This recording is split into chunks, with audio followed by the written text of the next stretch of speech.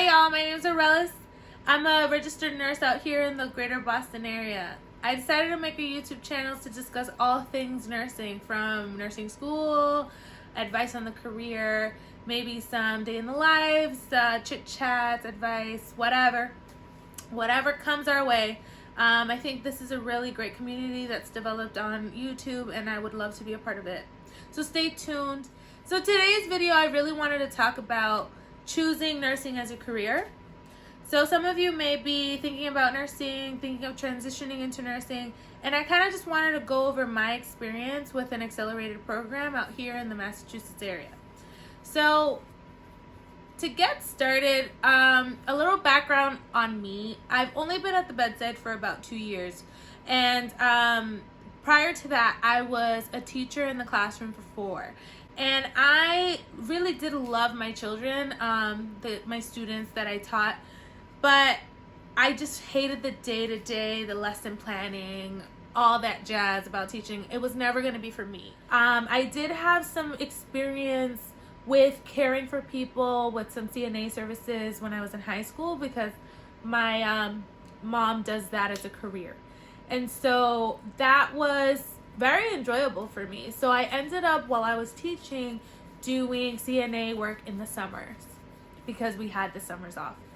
And I was also taking prereqs for nursing classes at my local community college. So I kind of started making this decision about 2 years into my teaching career that I was going to transition out of it and go into nursing. There were a lot of choices in terms of schooling. Did I want to go back for a 4-year degree? Heck no. So I ended up doing an accelerated program at Northeastern. And so there, that I got my degree in about 16 months. I semi-regret that decision just because financially my school was a lot more expensive than most accelerated programs. And that would be my number one advice, is not only choose a program, because a lot of them are relatively similar, right? You're going to end up in the same place. I work at a top hospital. It's a level 1 trauma. And my coworkers are coming from those schools, like the state schools, those cheaper schools. And our work is no different. I am no better than them and they're no better than me. So it's kind of one of those things. It's like, the smartest thing to do is go with the cheaper school, the cheaper option, and just get that degree. And the second piece of advice I would give is to maximize your networking skills, because when you're in these programs, whether you're doing a 4-year degree or a 16-month accelerated or a 2-year or a 3-year, whatever, the number one thing that's going to help you once you graduate are the friends that you made, the peers, and the connections.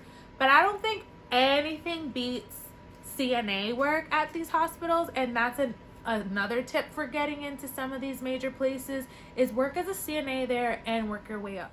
And I know people who were kind of bit the bullet, kind of like I did, but I did like a 2-year transition, so it wasn't anything crazy. I made sure my finances were in order. I made sure I had savings for emergencies. I moved back home so I wouldn't pay rent. There were a lot of things that I did to kind of secure myself, but I know some people who just like didn't do that, and midway through the program, which is like almost half a year in, right, like a couple months, had to figure out where they were going to live because they could no longer afford their apartment. They could no longer do these things. So definitely don't skip on that. That's probably the most important thing. The other thing I will say is, once you're in these programs, especially an accelerated program, they're a little different because you're not going into the classroom every day. You're not taking all these courses and meeting up with people all the time. It's very independent. It's very self-driven. And if you're somebody who cannot study by themselves and cannot do things, not do things, but if you're someone who cannot teach themselves with the textbook, maybe an accelerated program isn't for you, because there was a lot of self-teaching that went on and a lot of just study groups. So if you're someone that is not social and you don't maximize the few people that are around you, then you're gonna basically struggle, because you have to be able to teach yourself, and you have to be able to adjust to other people's schedules, and you have to kind of be really, really, really, really freaking organized to get everything done, because everything's coming at you spit fire really, really quickly, and it's a lot to absorb, it's a lot to grasp, and a lot more people end up having to repeat a semester than one would think. Okay, like that is actually pretty freaking common for people to repeat the semester. I could not afford that personally. I could not afford that. I literally was going bald, like ripping my hair out, trying to figure out the best way to do everything, and it was really stressful. All that to say, in order to be successful in an accelerated program is to plan everything. Budget your money, plan everything, and make sure you're allocating enough time to study, to self-teach, to have study groups before major exams, because I don't know how it is for other programs, but with my program, if you got anything under an 80, you failed and you would have to repeat. So it was competitive once you were in it, and it can be a little cutthroat. So if you need something with a bit more pacing, with a bit more hand holding, no shame in that. There are people who just need it. I was an educator for a long time. You have to know your learning style. If you don't know your learning style, you're not going to be successful. So I definitely think we can do it. Everybody can do it. You just have to find the right way for you. So the other thing that people don't tell you is the after. Okay, so I graduated in December, and I had to apply to take my boards, aka the NClex, which I'm sure all of you know about. And so that in itself is a waiting period. I had to submit all my paperwork. I had to wait on my school to submit their end of the paperwork.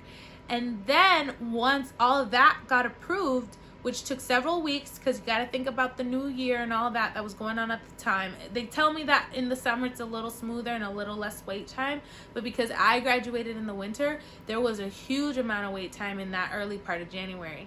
And so then I couldn't even schedule an exam date until late February, because there were no spots left. So now if you think about it, I graduated mid-December. By late February, that's when I'm actually taking the exam. That's almost 2.5 months.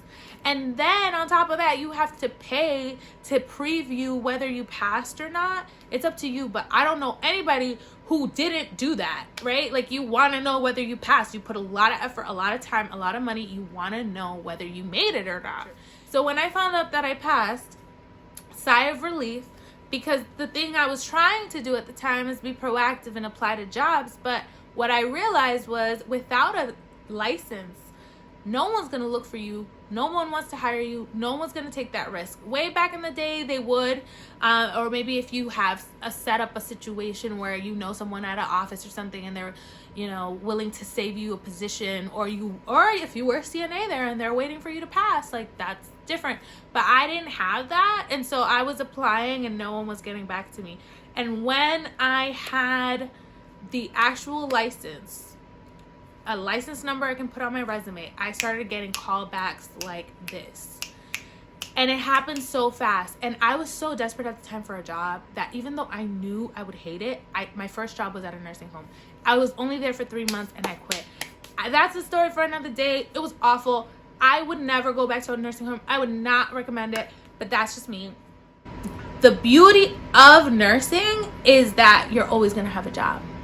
You're just always going to be employed. I have not had an issue quitting a job and starting over. Because there's a better opportunity, because I'm getting offered more money, because I'm getting better benefits. Do your homework. Make sure you know what you're getting into, what jobs you want to get, what you want to do. And especially if you're a traveler, after a year at the bedside, you can pretty much accept any traveler position now. It used to be 2, 3, 4 years that you had to be at the bedside before you could travel. Not anymore. Not with COVID. You could just jump into that and make $5,000 a week. Like, some of these contracts are crazy. I'm a little too anxious and kind of like consistency, so I haven't done it, but I've definitely been thinking about it. There are tons of options with nursing, and there's a lot to just explore. And honestly, no one's gonna stop you, and you're gonna just continue to make more money and also help people along the way, because at the end of the day, if this is your vocation, you care about your patients, you care about making people better. And if that at your core is what you care about, then you're gonna be successful. So I just wanted to give you guys some advice and kind of paint the picture of what it would look like if you went down the road of an accelerated program. You're in and out in 16 months, and you're doing a lot of figuring out. So it's really important that you do your homework beforehand. And if there are any questions that come up while watching this video, feel free to ask in the comments. I'll either answer or answer it with another video, because more is to come. So leave a like, subscribe, and I'll see you in the next one.